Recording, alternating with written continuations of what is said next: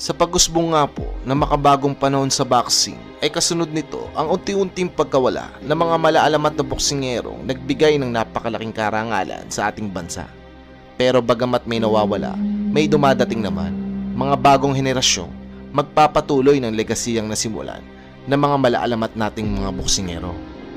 At isa nga po sa mga bagong Pinoy boxer sa henerasyon na ito na talaga namang masasabi po natin na isa sa mga napipisil na magpapatuloy ng karangalan at tagumpay sa boxing ay ang tubong Tagalagawi, Philippines na isang Ifugao warrior na walang iba kundi si Carl James Martin alias Wonderboy. Rodriguez style. Rodriguez style.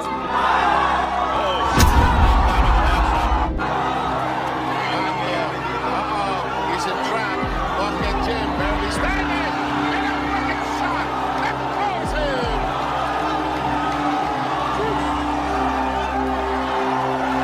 The count is 7. He's asked to move forward. He seems okay.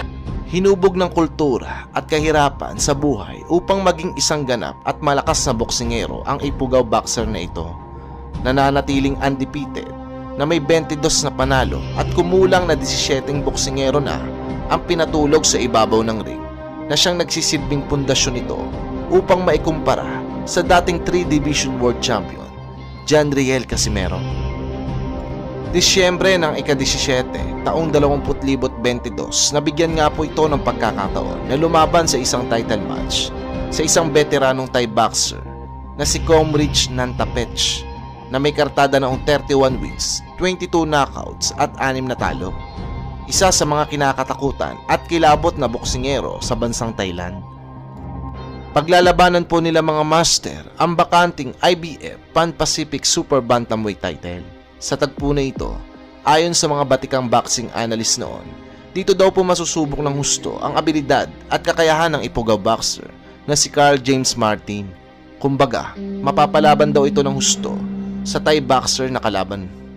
Halina mga master at balikan po natin ang highlights ng laban na ito na kung saan mas lubos pong nakilala at sumikat ang Ifugao boxer, Wonderboy Carl James Martin. Yung bagay dito sa laban na ito. That's right, you can set aside of course the experience dahil ang sinabi po natin world title challenger po ito bagamat is up against a formidable up and coming siguro sabihin natin boksingero talaga ang nitong batang to. Yes, one of the biggest na talagang inaasahan dito sa North. We need the representation from the North para sa mga boxing community dito sa Pilipinas. And Wonderboy, by the way guys, ano pala ito? IBF Pacific Super Bantamweight. So if you win this one, you'll be rated high again. Talagang maganda na talaga sa world stage. Okay. Sir Paul, pag nakita mo yung rank nito ni Carl James Martin, I think he's in the top 10 sa IBF. Pag nanalo sa dito, Coach Paul, anong nakikita natin dito na pwedeng maging rank ni Carl James? Ay, good combination kay Carl James, no? Sana medyo, sabi ko nga, sana medyo matagilid niya ng konti, pero mukhang nag-iinit na agad. Tataas to. He's ranked on all sanctioning bodies actually. WBA, WBC, WBO, and IBF. So if he gets this one, he's gonna be ranked higher. And sabi ko nga, yung mga dalawang laban, isang sa amin sa outside the Philippines, nakapili na yung laban sa world title. That's right. Kaya nga po, we are encouraging our boxing enthusiasts na abangan po ninyo yung pong mga laban nitong dahil most likely baka sa abroad na po natin makita maglaro ito. Yeah, that's why hindi ko na minintis na bumiyahe ako from Manila to make sure I personally see this fight. That's right. Historic fight. Alam mo, parang I'd hate to compare because wala nang Manny Pacquiao. Pag nanalo siya dito, mahirapan na lumaban sa Pilipinas kasi ito, big time na. Tama. And kung nakakita mo yung itong si Carl James Martin, pag bumitaw 1-2, 1-2 kaagad, talagang hindi niya pinapaset itong si Comrich. The speed is really evident in favor of Wonderboy. Combination very good. I expected Comrich to make it a tough fight, no? Of course, I still think na favorite itong si Wonderboy dito sa laban na ito. But I don't think it's gonna be an easy day for Wonderboy. For Wonderboy. Mukhang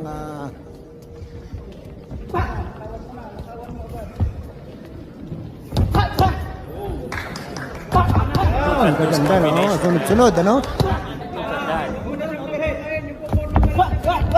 Grabe yung jab. Oo. You know, the offense has I had no questions sa offense nito ni Wonderboy. It's always been great in this combination. It's the defense that I really wanted to see improve. And so far, hindi pa siya binibigyan ng opportunity ng Tapek kasi hindi masyado sumusuntok eh. Tama. Ang ganda ng bitawan dun ulit ni Carl James, ano? Going to the body. But sabi nga natin, itong si, Congrats might be a poker, no? Parang ang poker face. Poker Pero face. titignan ho natin dito, talagang alam mo natin, yung experience po nito, sigurado lalabas po dyan. Wow! 1, 2, 3! Combinations, no? Oh no. And nakita ko na kagad medyo nag-out of balance si Congrats. He's not moving his head. And he's letting Wonderboy pick him apart with those combination to the head.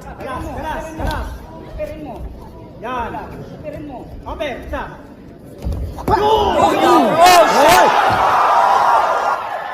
Uppercut! Tingnan mo yung uppercut niya. What an uppercut!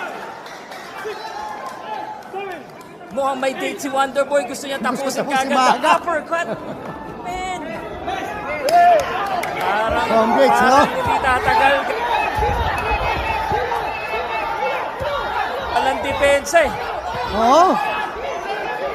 Wala. Carl Martin peppering the face of Congrats. Sa career po ni Congrats, isang beses pa lang siya napapapaksak. And parang gusto ni Wonderboy dalawahin today.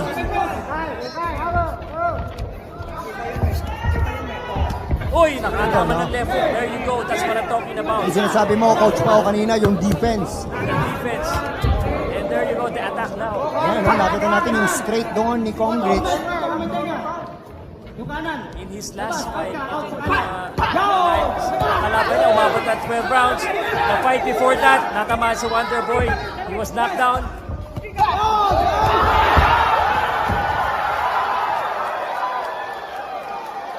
I think he's getting up. Oo, para I don't nakikita think natin, he's mukhang hindi getting na up. bumabangon itong si No. Congrats, no? And Wonderboy's gonna win the IBF Super Championship Championship just like that. Sa pagpasok nga po ng taong 2023, petsa ng Enero, ay buong loob nga pong dumayo sa labas ng bansa ang kababayan nating taga Bukidnon na kung saan ang mga kabataan ay batak sa pagkain ng kamoting kahoy at kangkong na walang iba kundi si Melvin Oliva Jerusalem alias Gringo. Ito ay upang harapin ang kampyon na nagmula sa bansa na kung saan ang mga boksingero ay takot dumayo sa bulwarte ng kalaban at baka nga naman madaya dahil gawain nila ito sa kanilang bansa. Ito'y walang iba kundi ang bansang pinagmula ng boksingerong The Monster Turtle na sina Oya Inoue, ang bansang Japan. Makakalaban ng ating kababayang Pinoy ang Japanese champion mula sa mini flyweight division na may hawak ng WBO title na si Matsutaka Tamagotchi. Bagamat kulang sa turok at bakuna ang boksidor na ito, ay marami nagsasabi na ilalampaso lamang daw nito ang kababayan nating Pinoy dahil mas hamak daw na mas malakas at matalino ito kumpara daw sa pandak nating kababayan na mahilig sa kamoting kahoy at kangkong. Pinagmamalaki ng Hapon na ito ang 5 sunod-sunod na impresibong panalo nito na kung saan ay 4 sa mga ito ay brutal nitong pinataob sa ibabaw ng ring. Ito ay dahil ang lakas nga daw po nito ay nanggagaling sa pagkain nito ng hilaw na isda na siya mismong nagpapatibay sa katawan at nguya-nguyaan nito. Ito na nga po ang pangalawang sabak ng kababayan natin Pinoy para sa isang World Title Championship. Sa unang sabak nga po nito ay nakalaban nito ang undefeated na Thai boxer na may record na 40 wins, 0 losses na pinaniniwalaan nga pong kalahating tao, kalahating impacto na si Wanheng Menayoting. Dito ay plano sana ng kababayan nating Pinoy na si Jerusalem na agawin ang title na hawak ng impacto na ito na WBC Strawweight title. Ngunit hindi nito kinaya ang mala-impaktong lakas ng Thai boxer na nauwi nga po sa isang unanimous decision. Kaya naman, sa pangalawang sabak nga pong pagkakataon ni Jerusalem para sa isang world title ay sinigurado nga po nitong makukuha nito ang titulo kahit pa nga mahilig sa hilaw na isda ang makakalaban nitong Hapon. Bago ang laban, may ring record ang kababayan natin si Jerusalem na 19 wins, 11 knockouts at 2 talo. Samantala si Tamagotchi ay may ring record na 16 wins, 11 knockouts at 3 talo.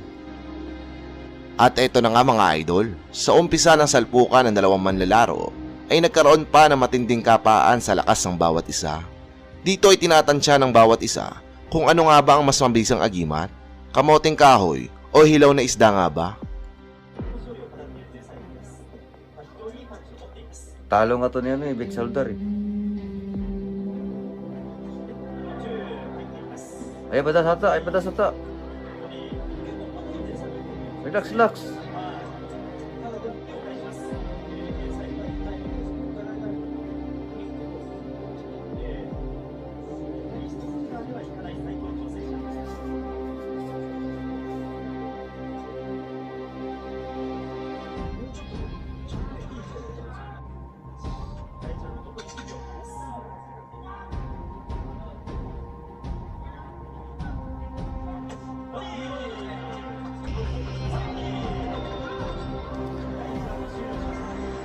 Sa pagsapit ng ikalawang rounds, dito na pala matatapos ang maliligayang araw ni Tamagotchi. Ito ay matapos makatikim ito ng malaimpyernong kahihiyan sa harap mismo ng mga kababayan nito. Ito ay matapos muntik-muntikan ng mabura ang pagmumukha nito sa mapa ng Japan.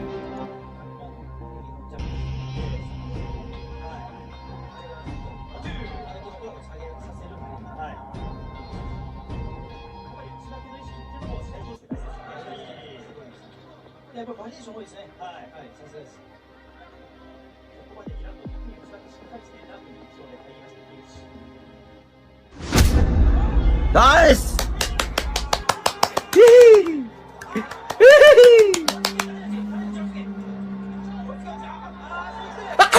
Yes! Yes! World champion na ako! Yay!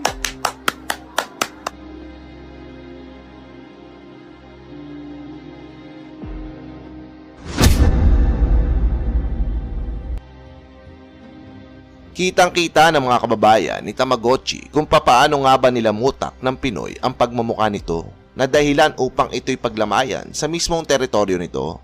Halos matanggal ang ulo nito at isuka nga po nito ang kilo-kilong hilaw na isda na nilamon nito sa lakas ng suntok ni Boy Kamote. At dahil nga po dito ay buena manong naging unang kampyon sa taong 2023 ang batang kamoting kahoy ng Bukidnon na si Melvin Jerusalem. Sa ngayon ay patuloy pa rin ito sa paglamutak ng kamoting kahoy upang mas lalo pang lumakas ang pangangatawan nito. Peace out.